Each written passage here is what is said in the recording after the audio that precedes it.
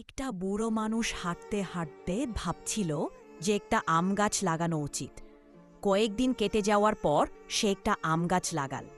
গাছ লাগানোর পরে সে ভালোভাবে যত্ন নিল এবং রোজ পানি দিত। কয়েক সপ্তাহ পরে যখন সে ফিরে এসে দেখল তখন আম গাছটা একদমই বড় হচ্ছে না। তখন সে ভাবল গাছে একটা কেমিক্যাল দেওয়া উচিত।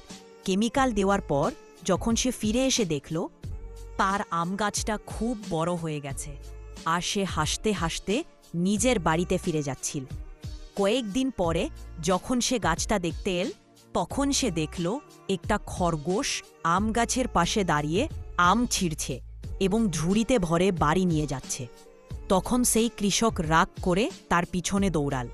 দৌড়াতে দৌড়াতে সে খরগোশটাকে ধরে ফেলল এবং ধরে জেলে ঢুকিয়ে দিল।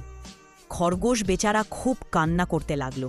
তার কান্না শুনে মানুষটি আবার এল, তার সঙ্গে কথা বলল এবং তাকে ছেড়ে দিল। তারপর খরগোশ আর খরগোশের বাচ্চা বাড়ি গিয়ে কান্না করতে লাগল।